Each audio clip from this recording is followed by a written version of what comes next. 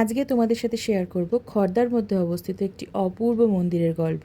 মন্দিরটির নাম হলো সোনার মন্দির। তোমরা কে কে এসেছো আমি সত্যিই জানি না, আমি কিন্তু এই প্রথমবার এখানে গিয়েছিলাম।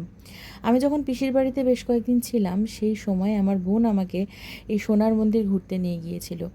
সত্যি বলছি, এখানে গিয়ে আমার মনটা পুরো ভরে গেছে। মানুষের মন যখন অস্থির হয় তখন সে চায় কোনো নিরিবিলি জায়গা যেখানে শান্ত পরিবেশে ঈশ্বরের সান্নিধ্যে সে থাকতে পারে। আর সত্যি বলছি, আমার কিন্তু এইখানে এসে এটাই ফিল হচ্ছিল। আর দেখো, ফাঁকা পরিবেশ পেয়ে আমার বানাটা কীরকম ঘুরে ঘুরে খেলে বেড়াচ্ছে। আর এদিকে দেখো, বড় বোন ফটো তুলছে।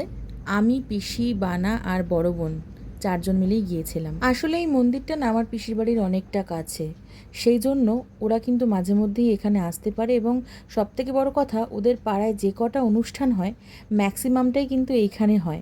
এখানে কিন্তু অবশ্যই অনুষ্ঠানের খাওয়া দাওয়া, ভোগ প্রসাদ সব কিছুর ব্যবস্থা রয়েছে। মানে যেরকম মন্দিরে কুপন কেটে খাবার দাবারের ব্যবস্থা রয়েছে, বা অনেকের হয় না বাড়িতে অনুষ্ঠান উপলক্ষে সেবা দেয় মন্দিরে, সেই সবের ব্যবস্থাও কিন্তু এখানে রয়েছে। সোনার মন্দিরে তোমরা ভগবান লক্ষ্মীনারায়ণের শ্বেত পাথরের মূর্তি দেখতে পাবে এবং মন্দিরের ভেতরের অপূর্ব সুন্দর পরিবেশ তোমাদেরকে মুগ্ধ করবে, এইটুকু বলতে পারি। মন্দিরের ভেতরে ভগবান লক্ষ্মীনারায়ণের গান সবসময় শুনতে পাবে, আর পরিবেশ তো তোমাকে মুগ্ধ করবে, আগেই বললাম।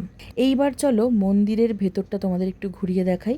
আমরা যখন গিয়েছিলাম তখন এই ধরো 4টে থেকে 4:30-এর মধ্যে, সেই সময় কিন্তু মন্দিরের প্রাঙ্গণ পুরোপুরি ফাঁকাই দেখেছি আমরা। এইবার দেখাই তোমাদের মন্দিরের বাইরের যে বাগানের পরিবেশটা কতটা সুন্দর। দেখো, বাগানের পাশে পাঁচিল ঘেরা জায়গাটার ওপারে কিন্তু গঙ্গা রয়েছে, যেটা আমি তোমাদের আগেই দেখিয়েছি। কিন্তু লোকজন কম থাকলে গঙ্গার গেটটা খোলা হয় না, যেমন আজকে আমরা গঙ্গার গেটটা খোলা পাইনি। তো তোমাদের মন্দিরের লোকেশনটা একবার বলে দিই। হরদা স্টেশন থেকে বলরাম ছাড়িয়ে ক্যাম্পের ঘাটের দিকে যেতে কিন্তু এই মন্দিরটা তোমরা পাবে। তো চলো, আজকের মতো ব্লগ এইটুকুই, আবার অন্য ব্লগে দেখা হচ্ছে। টাটা।